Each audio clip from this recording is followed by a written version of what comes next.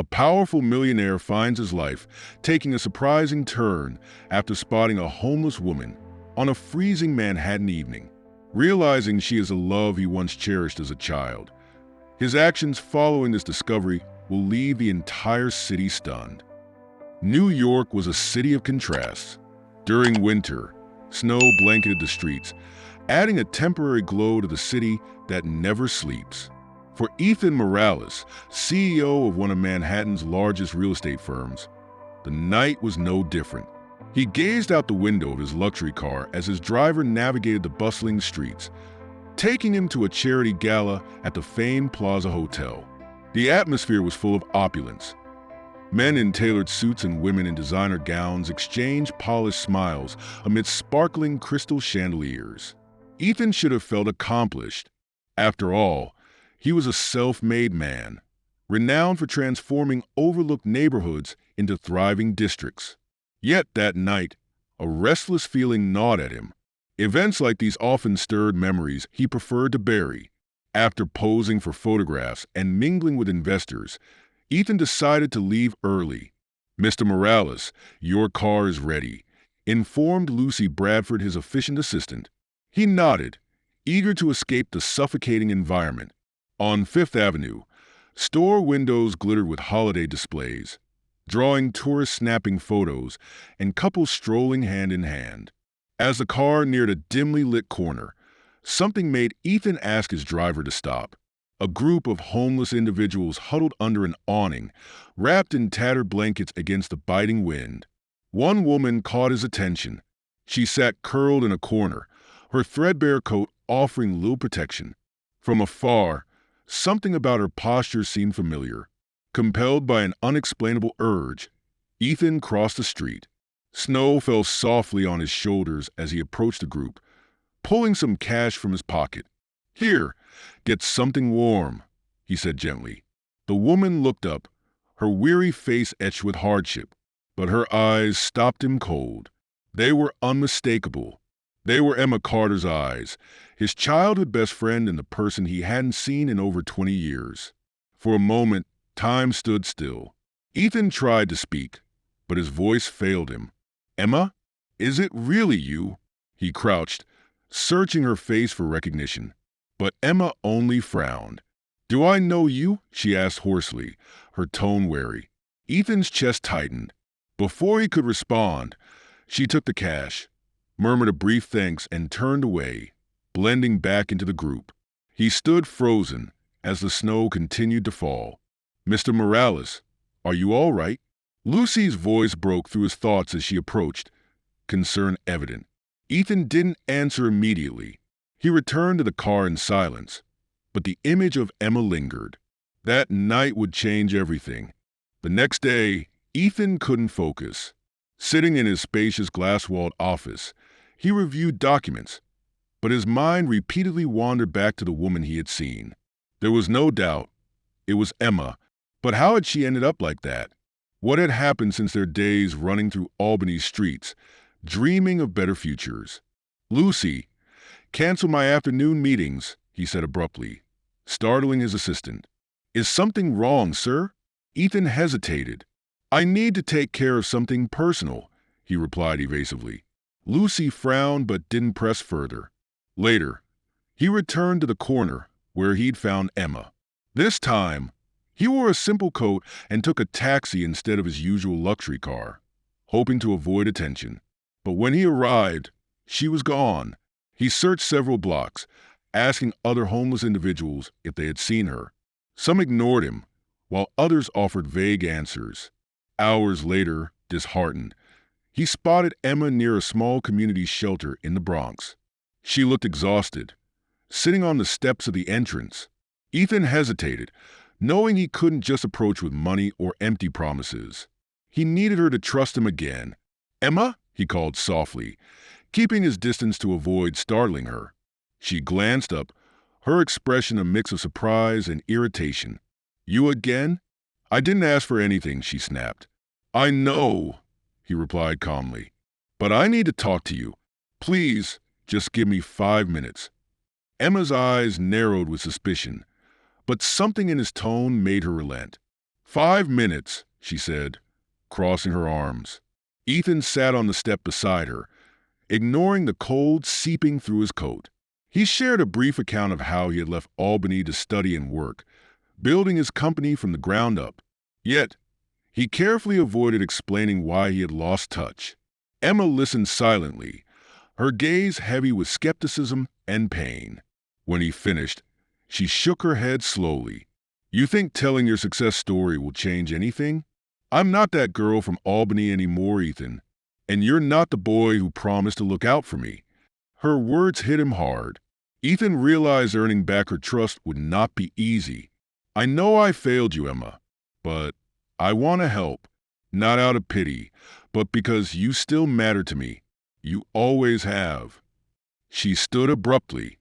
"I don't need your help," she said before retreating into the shelter and closing the door behind her, leaving Ethan alone in the cold. As he lingered there, grappling with his next steps, one thing became clear. He wouldn't give up so easily. Ethan couldn't shake the encounter with Emma. He spent the following days trying to focus on work, but her image lingered in his mind. Memories of their childhood flooded back. Their laughter, their shared dreams, and the promises they had made to each other. He knew he had to do more.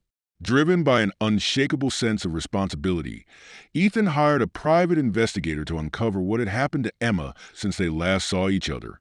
The report came quickly, detailing a heartbreaking journey. After her parents' sudden deaths, Emma had struggled to stay afloat. Failed relationships, mounting debt, and health issues had eventually led her to homelessness. Ethan felt a pang of guilt, wondering if things would have been different had he kept in touch. Determined to help, Ethan returned to the shelter where he had last seen her. This time, he brought coffee and blankets, hoping to earn her trust. Spotting her sitting near the entrance, he approached cautiously. "Emma, I'm not here to bother you. I just want to help," he said, offering her the coffee.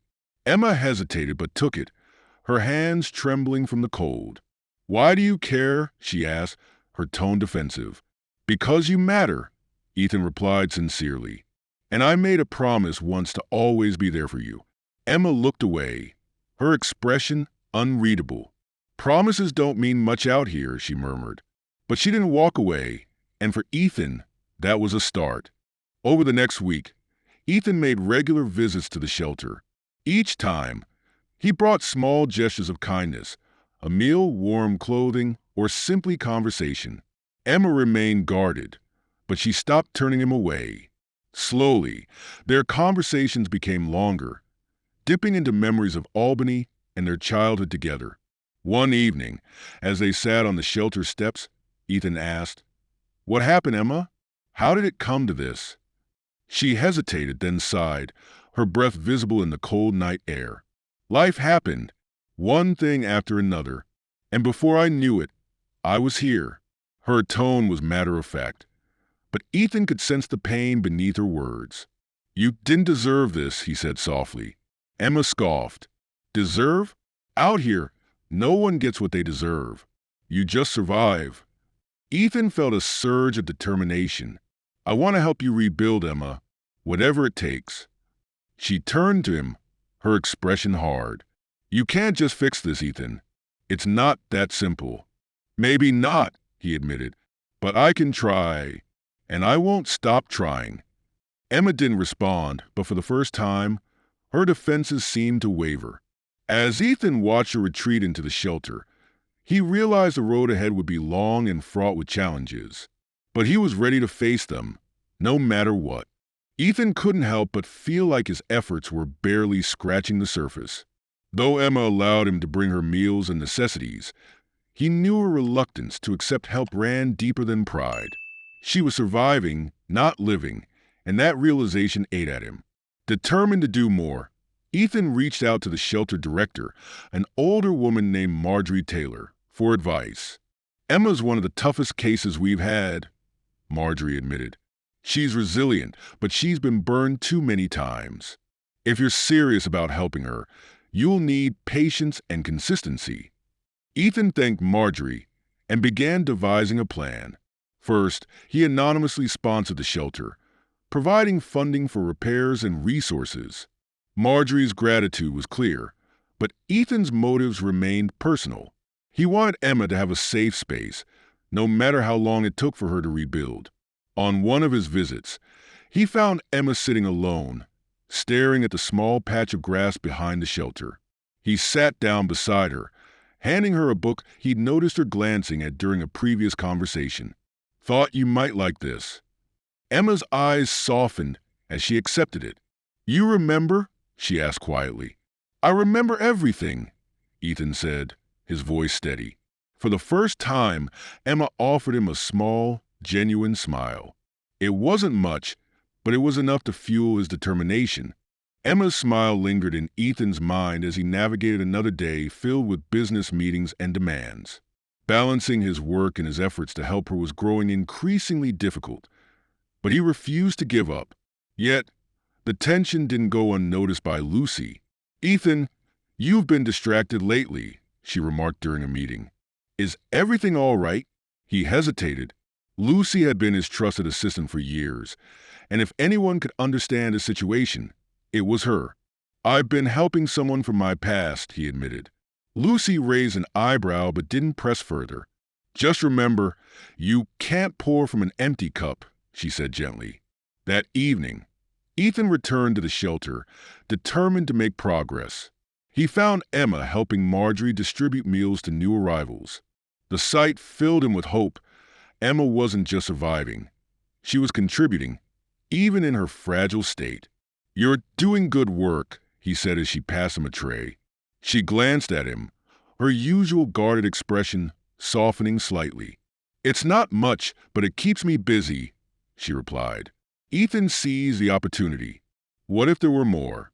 A chance to rebuild? "I can help with that, Emma." Her expression hardened again. "I'm not a charity case, Ethan." "I'm not offering charity," he countered. "I'm offering a chance." Emma didn't answer, but as she turned away, Ethan knew he had planted a seed of possibility. Emma's life at the shelter had taken on a fragile rhythm. She continued helping Marjorie and stayed distant from most of the other residents, but Ethan's persistent presence was unsettling. She couldn't deny that his small acts of kindness, the book, the warm meals, the casual conversations, were chipping away at her defenses. Still, the thought of relying on him terrified her. Ethan, however, wasn't deterred. One afternoon, he arrived with news that he hoped would make a difference. "The shelter is expanding its programs," he told Emma.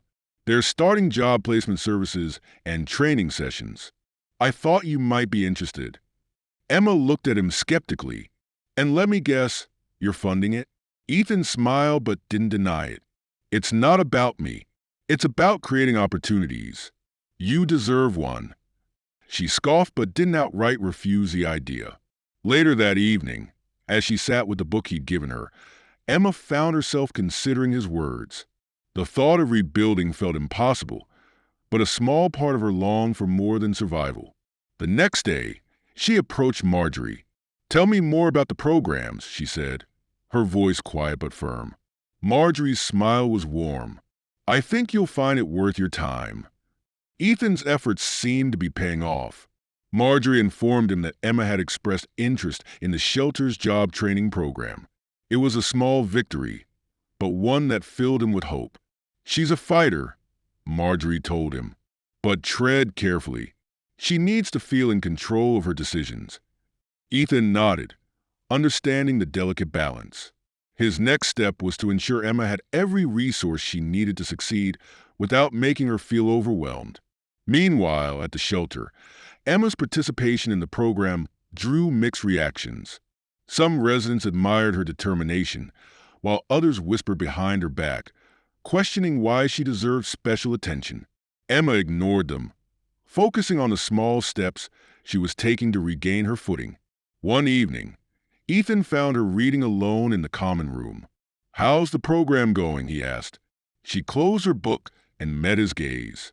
"It's a start," she admitted, "but don't think this changes anything between us." "I wouldn't dream of it," Ethan replied with a grin. "I'm just glad to see you taking steps forward." Emma shook her head, a faint smile tugging at her lips. For the first time in years, she felt a glimmer of hope. And while she wasn't ready to trust Ethan fully, she couldn't deny that he was becoming an unexpected source of strength in her life. Emma's first days in the job training program were daunting.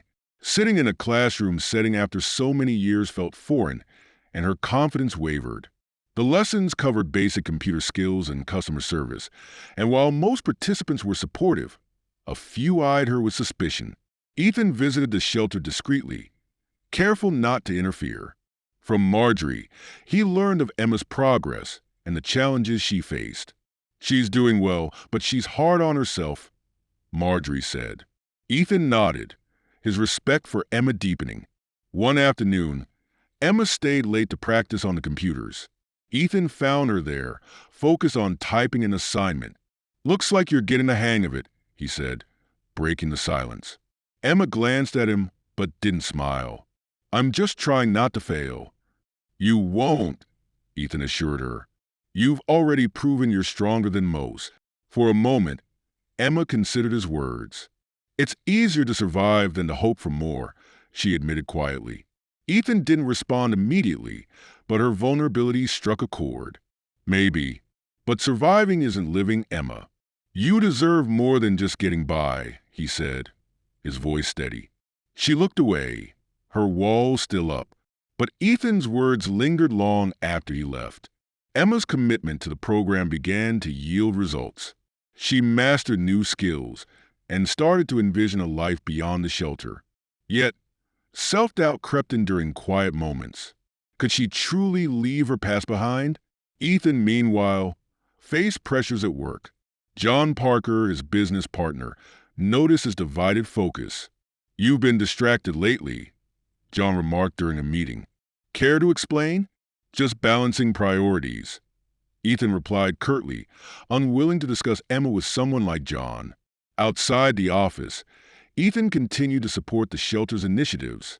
He arranged for mock interviews and resume workshops, ensuring participants like Emma had the tools they needed. Marjorie praised his efforts but cautioned him again. "Emma's progress is hers, Ethan. Don't take that away by overstepping." He heeded her advice, striving to empower Emma without overshadowing her journey. When he saw her successfully complete a mock interview, pride swelled within him. "You're getting there," he said afterward. "It's just one step," Emma replied, her tone measured. "One step closer to something better," Ethan countered. Emma couldn't deny the flicker of hope his words ignited. While her journey was far from over, she was beginning to see the possibility of a future she thought she'd lost forever. As Emma progressed in the program, she began to earn respect from those around her. Her dedication and determination became evident, silencing the whispers of doubt from other residents. She even found herself offering help to others struggling with the material, a gesture that surprised even her. Ethan continued to visit discreetly, always keeping his distance to allow Emma the space to grow. Marjorie often updated him on her progress. "She's finding her footing," Marjorie said one evening. "But don't push too hard. She'll come to you when she's ready." Emma noticed Ethan's presence, though she never acknowledged it openly. Deep down, she appreciated his unwavering support, even if she wasn't ready to admit it. One evening, as she reviewed job listings, Ethan approached her with a cup of tea. "You're working hard," he remarked. She glanced up, her expression softer than usual. "I have to. No one else is going to do it for me." "You're stronger than you think, Emma," Ethan replied. For the first time, Emma didn't push him away. Instead, she nodded slightly, allowing his words to sink in. While Emma's confidence grew, Ethan faced mounting pressure from John Parker. "Our investors are asking questions about your priorities," John said during a tense meeting. "You can't afford distractions right now." Ethan's jaw tightened. "I'm managing everything just fine." But John's words lingered. Ethan knew he was walking a fine line, balancing his corporate responsibilities with his personal mission. Determined to shield Emma from the corporate world's scrutiny, he became more cautious in his involvement. At the shelter, Emma's participation in a resume workshop caught Ethan's attention.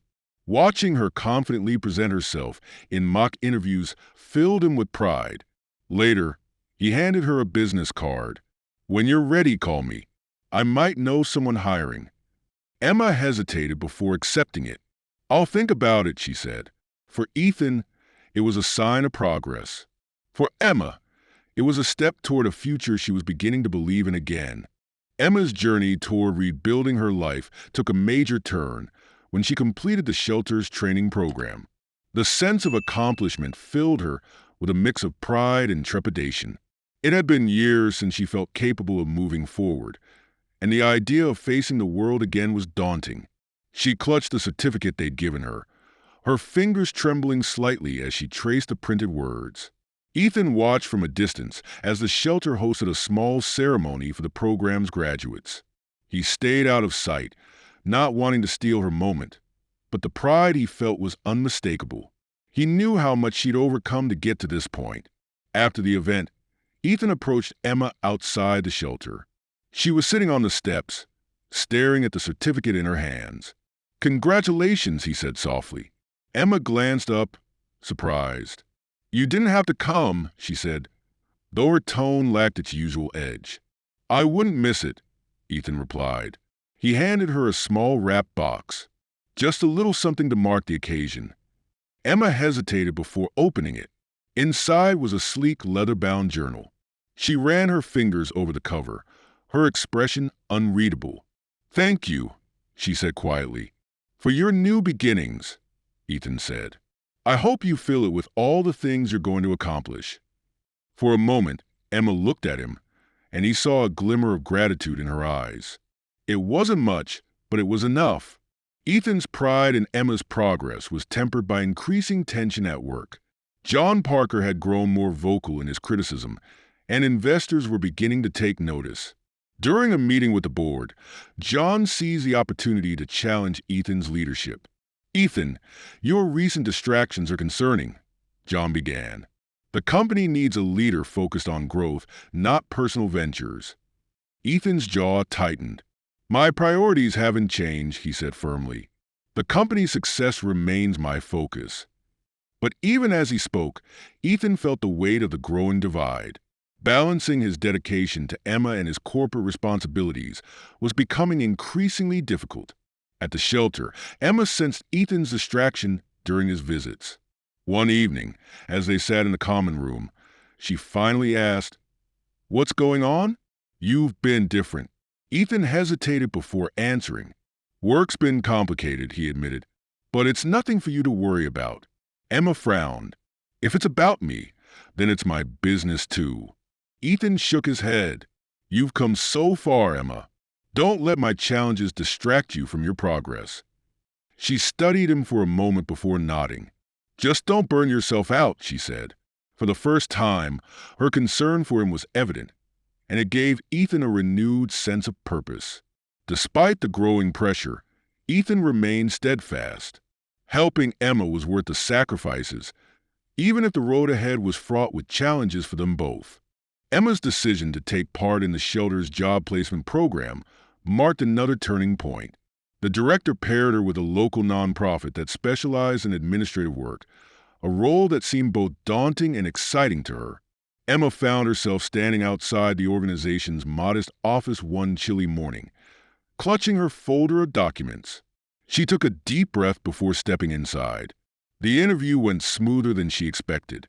The interviewer, a kind woman named Claire, seemed impressed by Emma's determination and honesty.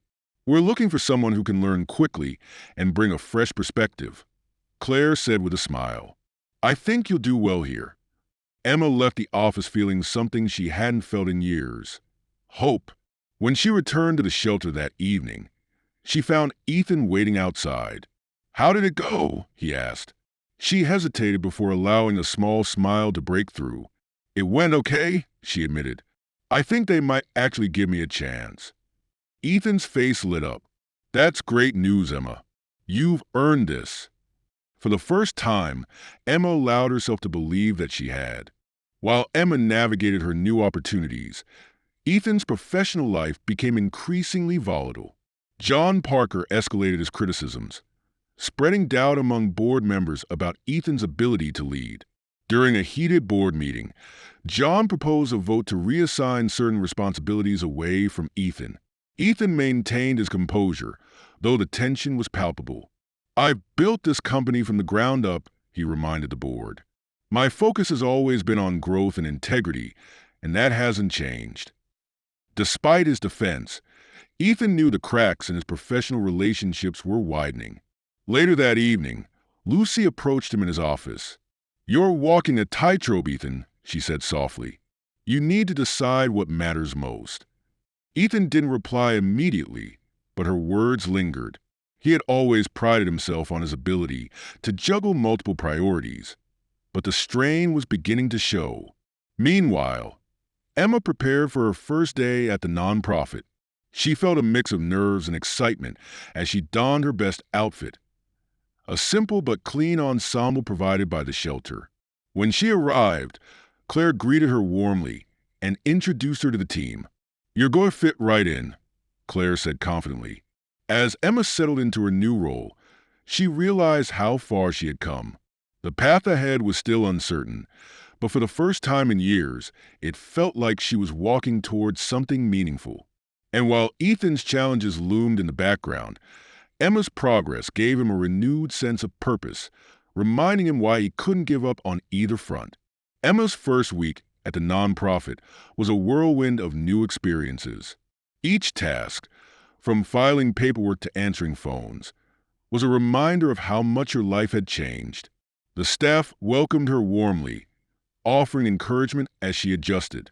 Though the learning curve was steep, Emma felt a growing sense of accomplishment with each passing day. Claire, her supervisor, took notice of her dedication. "You have a great work ethic, Emma," she said during a meeting.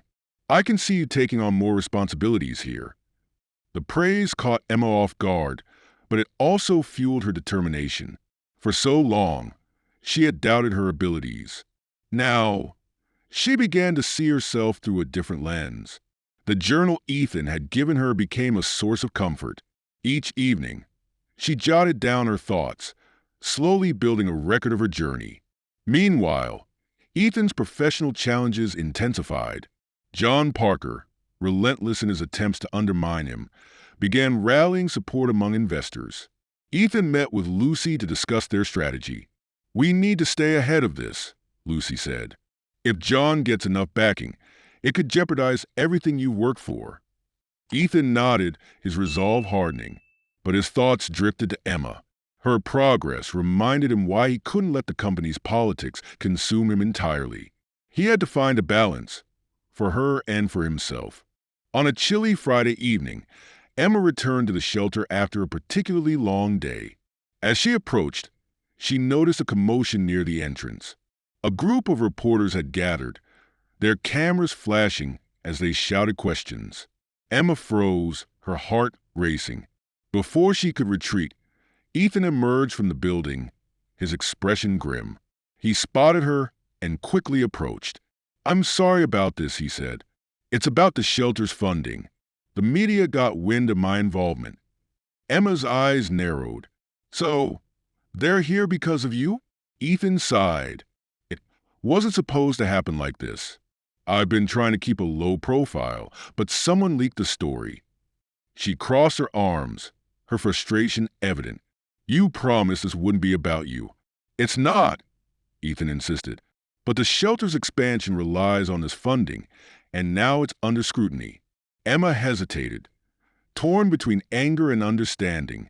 She knew the shelter needed the support, but she hated the idea of being part of a spectacle. "Just keep them away from me," she said finally, retreating inside. Ethan watched her go, the weight of the situation pressing down on him. The media attention was a complication he hadn't anticipated, but he couldn't let it derail his efforts. For Emma and the shelter, he had to stay the course. The media frenzy surrounding the shelter's funding only intensified over the next few days. Reporters lingered outside the building, hoping for a statement from Ethan or anyone involved. Inside, the atmosphere grew tense as staff and residents tried to go about their routines despite the unwelcome attention. Emma avoided the cameras as much as possible, but the constant presence of the press left her uneasy. She couldn't shake the feeling that her connection to Ethan might become public knowledge. The thought made her stomach churn. She wasn't ready to have her story exposed to the world. Ethan, meanwhile, worked tirelessly to control the narrative. He issued a carefully worded press release emphasizing the importance of the shelter's work and his commitment to supporting it. "This isn't about me," he told reporters. "It's about giving people the resources they need to rebuild their lives." Despite his efforts, the scrutiny didn't ease. During a late-night call with Lucy, Ethan expressed his frustration. "They're twisting everything," he said. "All I want is to help without it becoming a spectacle." Lucy's voice was calm but firm. "You need to focus on what matters, Ethan. Let the media spin their stories. The work you're doing speaks for itself."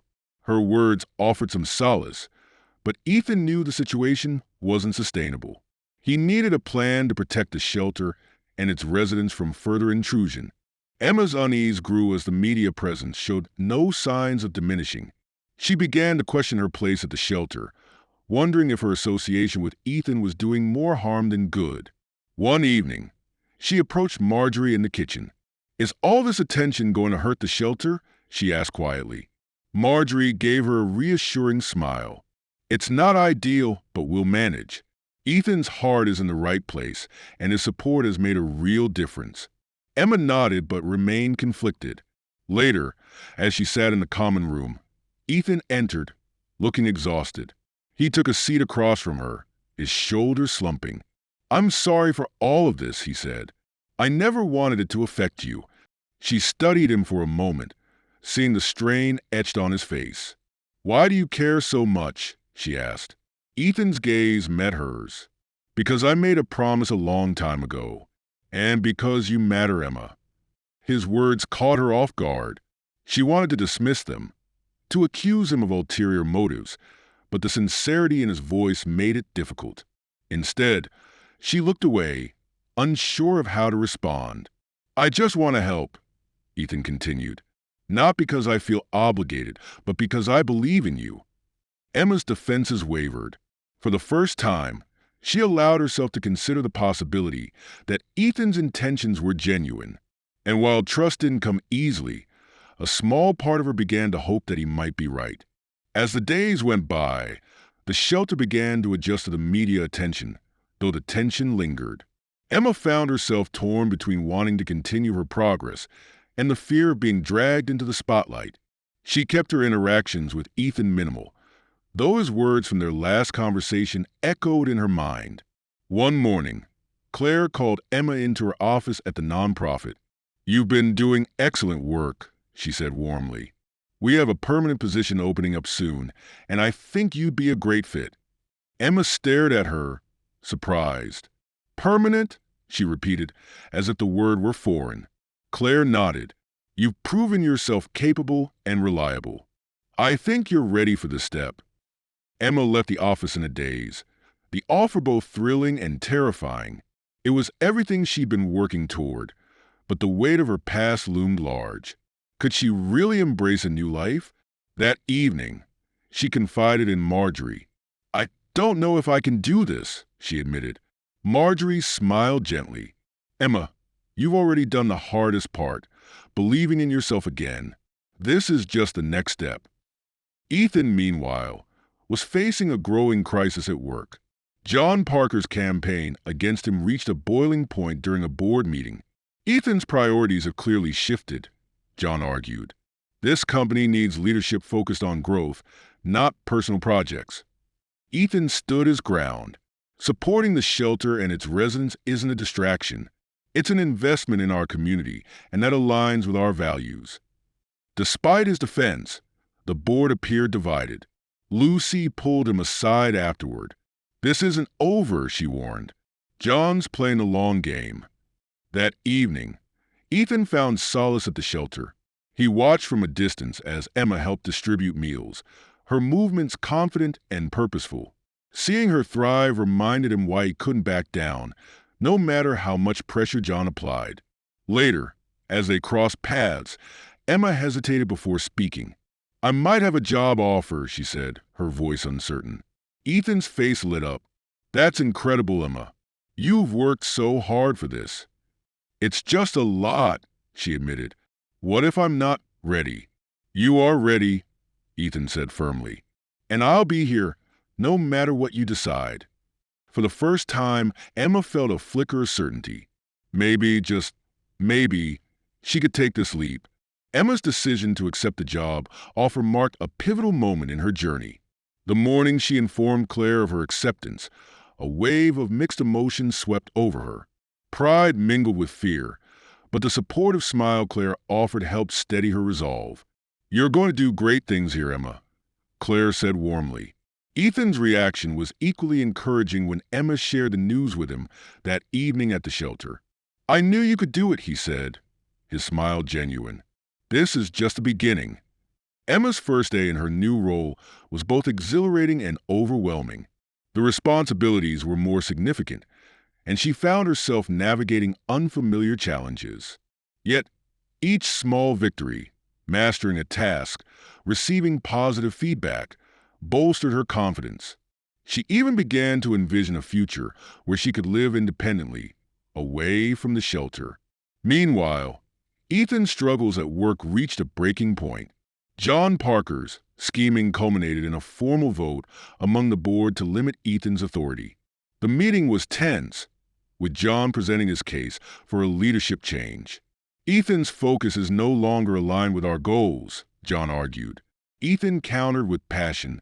Our goals include making a lasting impact, not just profits. If that means taking risks, I'm willing to do it. The vote ended in a stalemate, giving Ethan a temporary reprieve.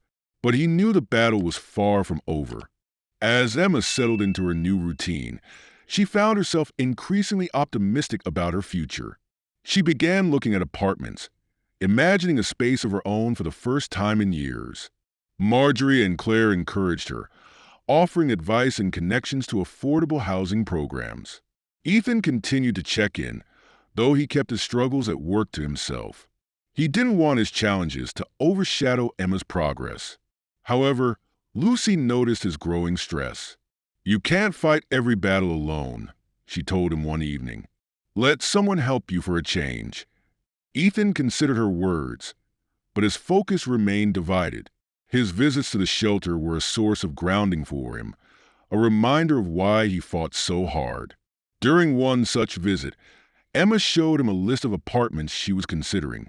I can't believe I'm actually doing this, she admitted, her excitement tempered by nerves. Ethan's encouragement was unwavering.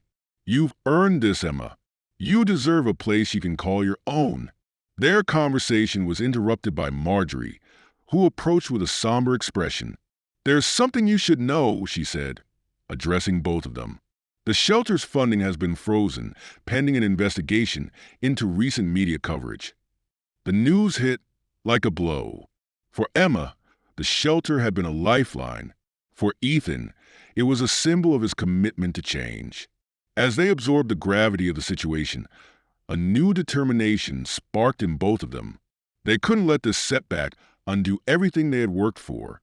The freezing of the shelter's funding sent ripples of anxiety through its residents and staff.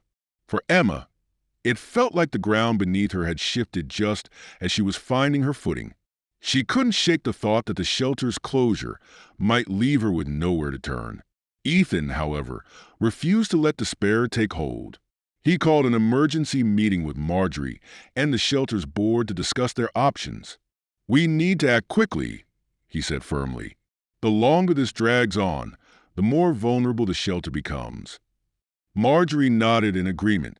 We'll need to appeal directly to the city and secure alternative funding sources.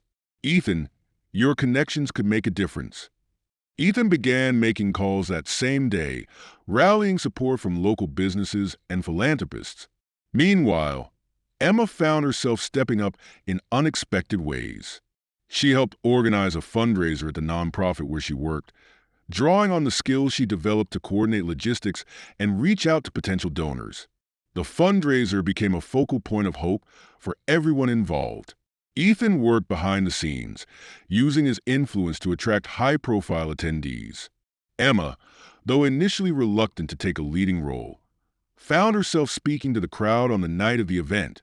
Her heartfelt words about her journey and the shelter's impact brought many to tears, including Ethan. As the night ended, Marjorie announced that the fundraiser had exceeded their goal. The relief was palpable, but Ethan knew their fight was far from over. The success of the fundraiser reignited optimism among the shelter's staff and residents, but challenges remained. The city's investigation into the shelter's finances continued to cast a shadow, and Ethan's position at his company became increasingly precarious. John Parker seized the opportunity to escalate his campaign against Ethan. At a tense board meeting, he presented a detailed critique of Ethan's leadership, questioning his focus and priorities. "We need someone fully committed to the company's success," John argued. "Ethan's distractions are costing us." Despite the mounting pressure, Ethan refused to back down. He addressed the board with clarity and conviction. "Our success should be measured by more than profits," he said. "Investing in the community strengthens our foundation and aligns with our values." The board remained divided, and Ethan knew his position was hanging by a thread. Lucy approached him afterward, her concern evident. "You're fighting on too many fronts, Ethan," she said. "You need to prioritize." Ethan's mind drifted to Emma. Her resilience and determination had become a source of inspiration for him, reminding him why he couldn't give up. That evening, he visited the shelter, where Emma was preparing to move into her own apartment. "You're really doing it," Ethan said, his voice filled with pride. Emma smiled, though a hint of uncertainty lingered in her eyes. "It's scary," she admitted, "but it feels right." Their conversation was interrupted by a call from Marjorie. "We need you both at the shelter," she said urgently. "Something's happened." Ethan and Emma hurried to the shelter after Marjorie's urgent call.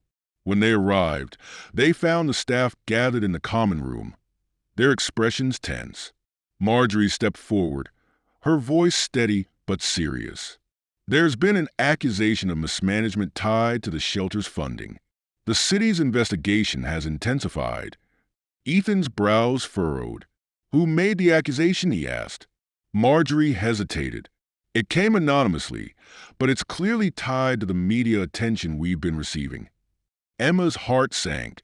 The shelter had become her lifeline, and the thought of it closing was unbearable. Ethan, however, sprang into action. "We need to get ahead of this," he said. "I'll contact my legal team and arrange for an audit to prove everything's in order." Marjorie nodded. "The residents need reassurance. We can't let them lose hope." Emma decided to help by organizing a meeting for the shelter's residents. Standing before them, she shared her story and encouraged them to hold on to their faith in the shelter. "This place has given us all a chance to rebuild," she said. "We won't let it slip away." Her words resonated, and for the first time, Emma felt the weight of responsibility and purpose in her role. Ethan spent the following days working tirelessly to protect the shelter.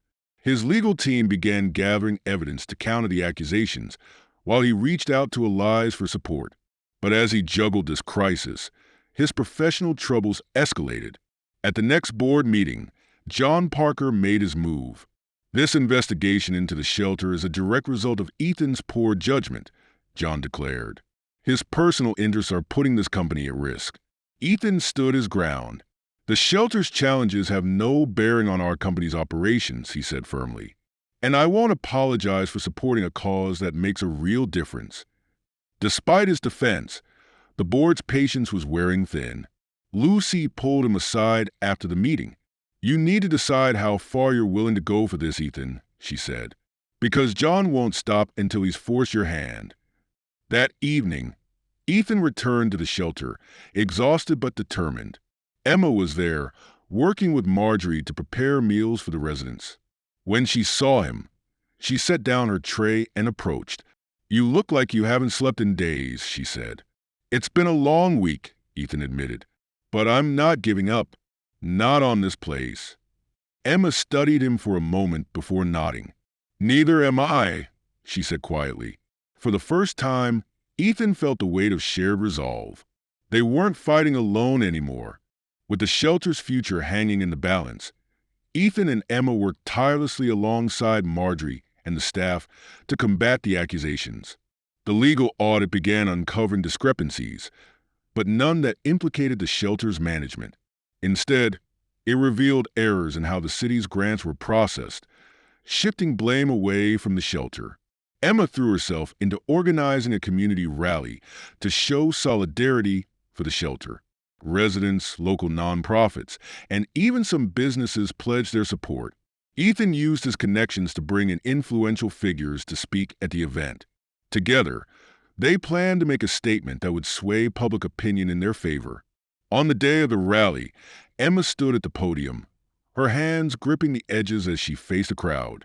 Her voice trembled at first, but as she spoke about her journey and the importance of the shelter, her confidence grew. "This place gave me hope when I thought I had none," she said. "We can't let that hope disappear for others who need it." Her speech was met with thunderous applause. Ethan couldn't help but feel pride swelling in his chest as he watched her. The rally's success brought renewed energy to their fight, but they knew the road ahead was still uncertain. As the shelter's battle unfolded, Ethan's troubles at his company reached a critical point. John Parker called for another vote to diminish Ethan's authority, framing it as necessary to stabilize the business. The board's growing frustration with the media attention and the shelter situation left Ethan in a precarious position.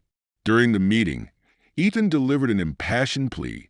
"Leadership isn't just about profits," he argued. "It's about values and impact. The work I've supported doesn't detract from this company. It strengthens its foundation." Despite his words, the vote narrowly passed, stripping Ethan of significant decision-making power. The loss stung, but it didn't deter him. As he left the boardroom, Lucy caught up to him. "You're down, but you're not out," she said. "This isn't the end." Ethan's focus returned to the shelter, where Emma's efforts continued to shine. She helped coordinate volunteers and started working with local leaders to secure additional funding. Her growing leadership inspired others, and even Ethan found himself drawing strength from her determination. One evening, as they reviewed plans for another fundraiser, Ethan turned to Emma. "You're amazing, you know that," he said. Emma looked at him, a rare smile breaking through. "I'm just doing what needs to be done," she replied. But Ethan knew better. Emma wasn't just surviving anymore. She was thriving, and her strength was lighting the way for everyone around her. The momentum from the rally and Emma's growing leadership gave the shelter a much-needed boost. Donations increased, volunteers poured in, and public sentiment began to shift. The city's investigation was still ongoing, but the newfound support helped stabilize the shelter for the time being. Ethan couldn't help but marvel at Emma's transformation. She had gone from reluctant participant to a confident leader. Watching her command the attention of donors and inspire the residents filled him with admiration. One evening, after a long day of meetings and planning, Ethan and Emma found themselves alone in the shelter's kitchen. "You've become the heart of this place," Ethan said, handing her a cup of coffee. "Everyone's looking to you now." Emma sipped the coffee, her expression contemplative. "I never thought I'd be in a position to help others," she admitted. "But it feels right. Like I finally found where I'm meant to be." Ethan smiled. "You're exactly where you're meant to be, and you're making a difference." Their moment of quiet reflection was interrupted by Marjorie, who entered the kitchen with a bright smile. "I have some good news," she announced. "The city has cleared the shelter of any wrongdoing. The funding freeze has been lifted." Relief washed over both Ethan and Emma. The shelter's future was no longer in jeopardy, and their hard work had paid off. For the first time in weeks, it felt like they could breathe. With the shelter's immediate crisis resolved, Ethan turned his attention to rebuilding his position within his company. Despite the setbacks orchestrated by John Parker, Ethan refused to back down.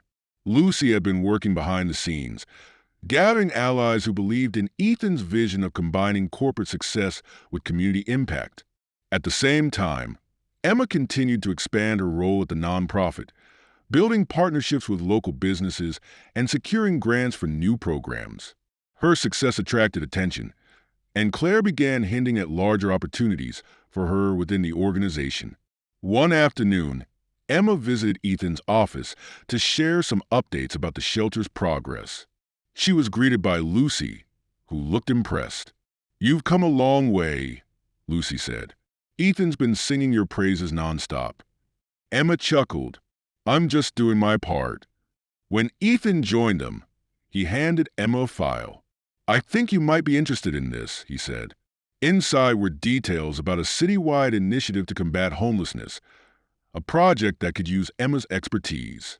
Emma scanned the file, her excitement growing. "This could make a real difference," she said. "And you'd be perfect to lead it," Ethan replied. Emma's confidence wavered for a moment, but she quickly steadied herself. She was no longer the woman who doubted her place in the world. With a determined nod, she said, "Let's do it." Emma's involvement in the citywide initiative quickly became a turning point in her journey. The project, aimed at creating transitional housing and job placement programs for the homeless, resonated deeply with her. She threw herself into the work, collaborating with city officials, nonprofits, and local businesses to design a comprehensive plan. Ethan watched her thrive, often marveling at how far she had come. "You're unstoppable," he told her one evening after a long planning session. Emma laughed softly. "I've had a lot of help along the way," she said, glancing at him meaningfully. Their partnership deepened as they worked together on the initiative.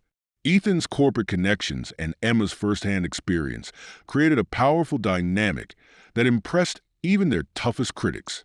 Lucy, ever the pragmatist, took notice. "You two make a great team," she said to Ethan after a meeting. But their success wasn't without challenges. John Parker, still intent on undermining Ethan, began spreading rumors about the initiative's feasibility. "It's too ambitious," he claimed in a public statement. "Ethan's using company resources for personal projects." Ethan countered the accusations with transparency, inviting the media to witness the initiative's early successes. Emma, too, stepped forward, sharing her story in a heartfelt interview that captured public attention. "This isn't just a project," she said. "It's a chance to change lives." The initiative gained momentum, silencing many of its detractors. For Ethan and Emma, it was a validation of their shared vision and a reminder of the impact they could have together. With the citywide initiative underway, Emma began seeing tangible results. The first transitional housing complex opened its doors, providing safe shelter for dozens of individuals. Emma attended the ribbon-cutting ceremony, her heart swelling with pride as she watched families move into their new homes. Ethan stood beside her, his presence a constant source of support. "This is just the beginning," he said quietly. Emma nodded. "We're proving that change is possible." The success of the initiative didn't go unnoticed. City officials praised their efforts, and other organizations expressed interest in replicating the model. Claire approached Emma with an offer to take on a leadership role within the nonprofit, overseeing all projects related to homelessness. The offer was a milestone, but Emma hesitated. She turned to Marjorie for advice. "I'm not sure I'm ready for something this big," she admitted. Marjorie smiled. "Emma, you've been leading all along. This is just the next step." Encouraged, Emma accepted the position, stepping fully into her role as a change-maker. Ethan celebrated her success, but his battles at work persisted. John Parker's influence continued to loom, though Ethan remained steadfast in his commitment to both the company and the initiative. One evening, after a particularly grueling day, Ethan and Emma sat together, reflecting on their journey. "I never imagined we'd end up here," Emma said. Ethan smiled. "Neither did I, but I'm glad we did." As they looked toward the future, both knew that their work was far from over, but they were ready to face it together. Emma's new leadership role came with significant responsibilities, but she rose to the challenge. Overseeing multiple projects, she became the face of the citywide initiative, her story inspiring countless others. She often found herself speaking at events, her confidence growing with each appearance. Yet behind the scenes, She struggled to balance the demands of her new position with her personal life. Ethan, still fighting battles within his company, became her sounding board. They often met late in the evening to discuss their respective challenges, finding solace in their shared experiences. "You're doing something incredible," Ethan told her one night. "But don't forget to take care of yourself, too." Emma smiled wryly. "Funny coming from you," she replied. Despite the light-hearted exchange, Ethan's words stayed with her. She began delegating more responsibilities to her team, realizing the importance of pacing herself. As the initiative expanded, Emma's efforts attracted national attention. A major foundation expressed interest in funding additional transitional housing complexes, a development that would solidify the initiative's future. However, not everyone was pleased with the attention. John Parker, still bitter about Ethan's involvement, ramped up his efforts to discredit him. He leaked documents suggesting that Ethan had misallocated company funds, sparking a media frenzy. Ethan, unshaken, addressed the allegations head-on, providing transparency about his actions and reiterating his commitment to ethical practices. Emma, witnessing the toll it took on him, felt a renewed sense of determination. "We'll get through this," she told him. Together. The allegations against Ethan reached a boiling point during a high-stakes board meeting. John Parker presented his case, urging the board to remove Ethan from his leadership position. The tension in the room was palpable as Ethan prepared to defend himself. "I've always put this company and its values first," Ethan began, his voice steady. "But leadership isn't just about profits. It's about making a meaningful impact. The initiatives I've supported align with who we are as a company and what we stand for." His words resonated with some board members, but others remained skeptical. Lucy, who had been quietly rallying support for Ethan, spoke up. "Ethan's vision has brought us success beyond financial gains. Removing him now would be short-sighted." The board's vote was split, but Ethan retained his position by a narrow margin. The victory was bittersweet. While he remained at the helm, the battle had taken its toll. Emma, hearing the news, rushed to his office. "You did it," she said, her voice filled with relief. Ethan offered a tired smile. "Barely, but it's not over." Emma placed a hand on his arm. "You're not alone in this," she said. Her support gave Ethan the strength to keep going. Together, they began planning their next steps, knowing that their shared mission extended far beyond their individual struggles. The fight wasn't over, but neither were they. Ethan's narrow victory at the board meeting provided a momentary reprieve, but the challenges ahead remained daunting. The media scrutiny, fueled by John Parker's attempts to discredit him, showed no signs of subsiding. Ethan knew he needed a definitive win to shift the narrative, something that would demonstrate his leadership and the value of his community-focused initiatives. Meanwhile, Emma's work on the citywide initiative continued to thrive. Her team secured additional funding for transitional housing projects, and her growing influence brought more stakeholders to the table. Despite her success, she remained deeply concerned about Ethan. His battles at the company weighed heavily on her mind. One evening, as they met to review progress on their joint efforts, Emma proposed an idea. "What if we held a summit?" she suggested. "A citywide event to showcase the progress we've made and invite other leaders to join the effort." Ethan considered the idea, his expression thoughtful. "It could work," he said slowly. "It'd show the impact of the initiative and highlight the partnerships we've built." They began planning the summit, enlisting Lucy and Marjorie to help coordinate the logistics. The event would feature success stories from the initiative, panels with community leaders, and a keynote address from Emma. As the date approached, the pressure mounted, but so did their determination. The day of the summit arrived, and the atmosphere buzzed with anticipation. The venue, a spacious conference center in downtown Manhattan, was filled with attendees from all sectors: business leaders, nonprofit organizers, and city officials. The media presence was significant, offering an opportunity to reshape the narrative surrounding Ethan's leadership. Emma took the stage for her keynote speech, her nerves palpable but her resolve unshaken. She shared her journey, from her struggles on the streets to her role in leading transformative change. This initiative isn't just about housing or jobs, she said. It's about restoring dignity and hope. And it's proof that collaboration can create lasting impact. Her words drew a standing ovation, and Ethan felt a swell of pride.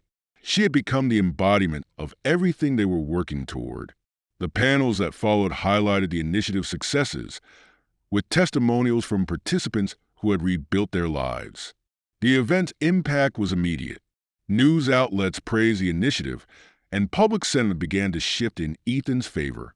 As the summit concluded, Ethan and Emma stood together, watching attendees mingle and exchange ideas. "We did it," Emma said softly. "You did it," Ethan corrected, his voice filled with admiration.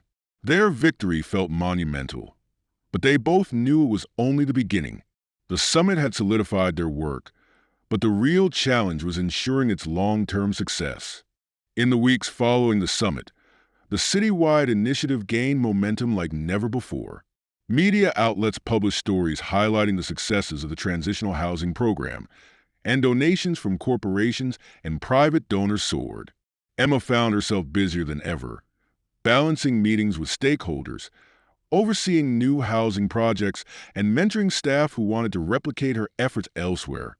Despite the mounting workload, Emma felt a sense of purpose she hadn't experienced before. For the first time in years, she was no longer just surviving, she was thriving. But even as she celebrated these victories, a part of her remained concerned about Ethan. Ethan's company was stabilizing, yet his position was still fragile. John Parker's smear campaign had lost some steam after the summit's success, but Ethan knew it wasn't over. He spent long hours strategizing with Lucy and the few remaining allies on the board, determined to not only retain his leadership role, but also to shift the company's culture toward a more community-oriented approach. One evening, Emma and Ethan met for dinner at a quiet restaurant. It was a rare moment of respite. As they talked, Emma noticed how tired he looked. "You've been working nonstop," she said gently. "You need to take a break." Ethan smiled faintly, coming from the person who never stops. Emma chuckled. "I'm serious. You've done so much for me, for the shelter, for the city. But you can't keep running on empty." Ethan nodded, her words resonating. "I'll try," he said, though they both knew it wouldn't be easy for him to slow down. Yet, for the first time in a while, he felt hopeful. The final step in solidifying the initiative's future came when Emma and Ethan were invited to present their model at a national conference on homelessness and affordable housing. The conference brought together experts, policymakers, and advocates from across the country, and it was the perfect opportunity to showcase what they had achieved. Emma stood at the podium once again, her voice steady and confident. She outlined the initiative's approach, combining transitional housing with job training, mental health support, and community partnerships, and shared personal success stories from participants who had rebuilt their lives. Ethan followed her speech with a presentation on the importance of public-private partnerships. "When we invest in people, we're investing in the future," he told the audience. His words were met with applause, and by the end of the day, several organizations approached them about adopting their model. The conference's success cemented the initiative's reputation as a groundbreaking effort in tackling homelessness. Emma and Ethan returned to New York to find a flood of new support waiting for them. Letters of encouragement, increased donations, and even offers from other cities to replicate the program. As they stood on the rooftop of the shelter's newest housing complex, overlooking the city lights, Emma turned to Ethan. "We've come a long way," she said. Ethan smiled, his exhaustion tempered by pride. "We have, and this is just the beginning." Together, they gazed out at the skyline, knowing that their work had changed lives, and that their partnership had not only transformed the city but also themselves. Enjoy the story. Don't forget to subscribe and hit the like button. Share your thoughts in the comments and turn on notifications so you don't miss our next thrilling episode. See you in our next video. Take care.